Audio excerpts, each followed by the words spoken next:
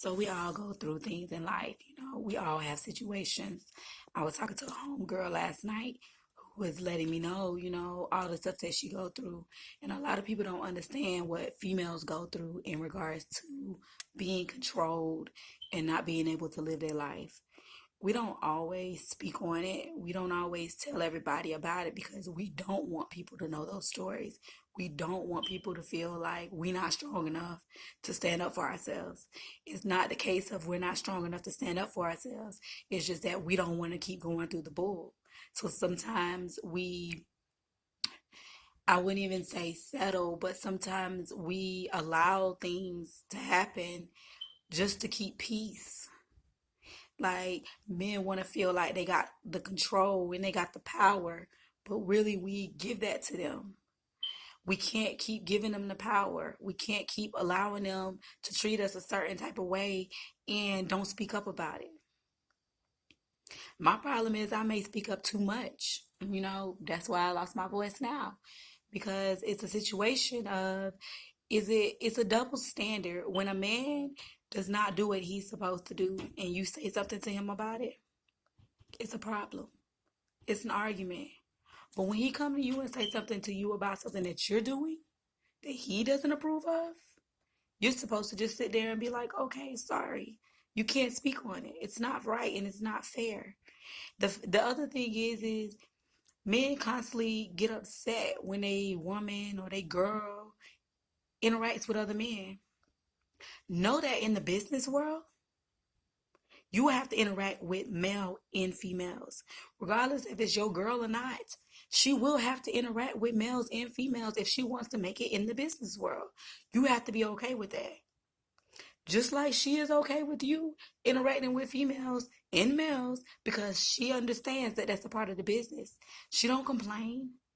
Now, she may bring it up just to show you that you do this and you get mad at me when I do it. It ain't to go in on you. It's for you to understand that you're doing the very thing you're asking her not to do. Same thing when it comes to the kids. When it comes to taking care of the kids, you can't expect everything to go your way. Like mothers have say so, just like fathers have say so. We're both parents. So either we're gonna co-parent and do this together, or we're gonna have to figure out how to do it separate. Because when it comes to the kids, you don't want the kids to feel like, oh, this parent got more authority, and then they stop listening. They don't listen to you no more if they feel like your word means nothing because one parent is making them believe that whatever you're telling them to do ain't correct. Then they stop listening to you. You lose you lose respect from your children. Nobody ever wants that. Nobody. And the same thing goes for you don't have to tell your kids what's going on. Your kids, you don't have to sit them down and explain to them the trials and tribulations you're going through with their father or with any man. The kids are gonna see it all on their own. They're gonna see who's going to bat, who's doing what they need to do day after day to make sure that the kids are good. They may not see it now. You got those men who want to shower the children with money and gifts. And we all know kids love that. They eat that up. You know? They don't know no better. They're just looking at it like, oh, I get a new toy. Oh, I get this, I get that. When they grow up, they'll see the difference. They'll evaluate and be like, you know what? I ain't never really spent no time with him like that, but he did buy me stuff all the time. But mama was there. Mama did this, mama did that. So I tell all women, don't let that stress you out. Don't feel like, oh, he got more money than me. I can't do for the kids like he do for the kids. Don't stress about that. Do you take care of your kids? The money is not what's taking care of the kids. Like, let's be real. Money ain't everything. And kids need time. Kids need discipline and structure. And you want to make sure your child get that. Don't sweat the money. A lot of people think about the money and what they can and cannot do. I know I don't have the money to do everything for my kids they want me to do. But I do what I can. And that's what's important as a parent to do what you can. Don't live beyond your means trying to keep up with the next person or Just because you're in competition with the other parent, you feel like you got to do this and that. Don't do that. Do what you can do. Everybody will understand in the long run. Maybe they may not see it now, but when they get older, they will. Same thing with all of these women battling court cases with these men, you know, custody battles, uh, child support battles, all of this stuff. Don't let that damper who you are as a person. Don't let that consume your life so much that you're not living, because your life is about constantly being in the courthouse, constantly battling with a man over something. Like, don't do it. Like, I'm one of them people who don't believe in child support. And a lot of women look at me crazy when I say that, but I don't believe in child support. I seen what it did to my dad. My dad paid child support longer than 18 years. They ended up having to give him money back because he paid so much. But not only did I see what it did to him, I seen what it did to me. Watching my dad pay child support, it hurt me because that was the only parent in the household working. And most of his money was going to a child that did not live with us. So we was already struggling. We was already going through it. But he still had to take care of his other child. So taking care of his other child was taken away from our household. Not only that, it's like, yeah, he paid child support, but his daughter still came around on Fridays. It's payday. I didn't like the fact that they didn't have that bond that we had with our father. Like, my dad was hell. You know, one of them parents growing up that you was like, oh, I wish she wasn't here. But I will say now that everything that he taught me and everything that he did, I am so grateful for. But back then, he was hell. And seeing that his other daughter didn't have the bond with him that we had, and she would come over and didn't even call him dad. She would be like, hey, you got some money? And it hurt me. It put me in a state where I really didn't like her because I felt like she was taken from my household. So I look at all of that, and when it comes to the kid, it's like, yeah, all parents should take care of their kids. Yeah, it's not cheap raising children, but I feel like if the father wants to do it, he'll do it. Going through the courts, and I hate to say this because a lot of people don't agree, but going through the courts is never the way. It brings more stress on people because you're dealing with the courts. You're also bringing stress on the children because now the children are a part of this. If you're going through back and forth through the courts and you're battling and you're doing custody and you're doing child support, if you got to do all of that, there's a bigger problem. I never want to force a man to take care of his kids. Like, I feel like if you want to take care of your kids, you will. I'm not going to go through the courts and force you to do something you didn't want to do. In the long run, the kids will see, like, daddy wasn't there. Why take him to court? Why force a man to do something he don't want to do? I never understood it. Like, I understand we out here, we struggling as women, and it's hard to take care of kids, and you need that extra income. But my thing is get on your grind. You got to get on your grind 3 times harder when you got kids to make sure that you can provide for them in any situation. If they father leave, you got it. If you lose your job, you got it. You want to be able to provide like that. You don't want to be battling with a man when it comes to taking care of your kids, because here's the thing, battling with a man for anything, taking care of your kids, living life, anything is stressful. If you don't have a good line of communication, if you don't have understanding, it's never going to be easy. You're always going to battle. You're always going to go through trials and tribulations with that person because you don't understand each other. You don't understand what the game plan is, what you trying to do and what he trying to do. Y'all not on the same page. And if you can't get on the same page, then that's going to ruin the children. So as parents, you need to learn how to get on the same page without having a mediator involved, without having to get the courts involved to tell you what you need to do and what you don't need to do. You need to learn as parents how to sit down and discuss things and how to work things out. I have friends who live with their man and be served papers from the courts. What the fuck type of shit is that? You live with me. But rather than sit down with me and talk to me, you decided to serve me with court papers that came to the house certified when we lived together. What kind of shit is that? Is that like an easy cop out so you don't have to deal with the confrontation? Like, sometimes you're going to have to get into it. You got to get into it to get through it. Stop taking the coward way out. Same thing with your feelings and how you feel about certain situations. Don't be a coward. Speak up. If you feel it, say it. Forget how anybody else feel about it. Those are your feelings. Can't nobody ever tell you how to feel. Can't nobody tell you that your feelings are wrong because that's how you feel. I'm very vocal about my feelings. If I feel it, I say it.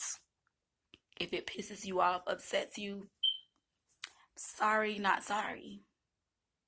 Like, the world, we need to get more vocal. We need to be more honest with ourselves and with others as well. Be true to who you are. Don't walk around perpetrating to be something that you're not. It's not cool. And when the people around you realize that you're not that person that you've betrayed to be all this time, who loses? Y'all, these drinks right here is good. Go try one. But I just had to touch on this because it's so much going on. Like, I talk to so many people who are going through it, but they put on a smile just like I do. They put on that smile and they make the world believe that everything is great, but really deep down inside, they're battling stuff. They're going through situations. You don't have to let the whole world know about your trials and tribulations. When you're ready, you will. And it will be great for you to do that, to get all of that stuff off of your chest. That's why I sit down with people and I listen to people's stories, because you never know how a person feels after telling their story. There are questions that will come up that you wouldn't even have thought someone would have asked, and it would have made you think deep about some stuff you've been through. I know for me, when I'm talking to other people, and there's moments where, like, parts of my story, I'm just like, wow, I went through that. Let me tell you about this. Like, and there was a point in time where I never wanted nobody to know the stuff I went through. I never wanted nobody to know the things I dealt with as a child, as an adult. But now I've learned that talking to others not only helped me because I'm getting it out, but it also helps others to not have to go through the same stuff I went through. If I can tell you my story and tell you the things I've been through, and it will help you to not have to have that same story, I'm all for it. I don't tell my business just because I want everybody in my business. Hell no, I don't want nobody in my business. But I've learned that sometimes when you've been through so much, it's therapeutic to tell your story. And it touches others. Like, when you look at me, you'll never know the things I've been through. But when I finally tell you my story, you may feel sorry for me. But that's not what I don't want. That's why I haven't fully told my story. Because I don't want pity. I want understanding. I want people to listen to my story and understand that, you know what, I've been through all of this, but I still stand strong. And I want everybody, there is not one person in this world, enemies included, that I don't want to make it. I want everybody to make it. And in order to make it, you got to release all the negative in you. You got to release all that stuff that you've been suppressing for all of these years. You got to break through those doors that you've been keeping closed because you didn't want to have to deal with the situation. You have to. You can't nobody do it but you. You have to be ready. You have to be ready to battle those demons that you've been tucking away. You got to be ready to speak up about the things you've been through that hurt you, that you could never tell anybody about. It's time. It's time. And for all my women who are going through heartaches right now with your baby daddies, your husbands, your men, like, troubles don't last always. It's up to you to either say, I want to fix it and we're going to move forward because both of us are willing to do that. Or it's up to you to say, you know what, it's time for us to separate. It's time for us to go our separate ways.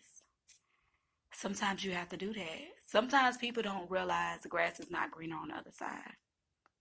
But sometimes you have to test them. You have to show them. If you want it to work, sometimes if you want your relationship to work, you have to let it go. You have to let it go for your spouse or for you to see what it's like without that person.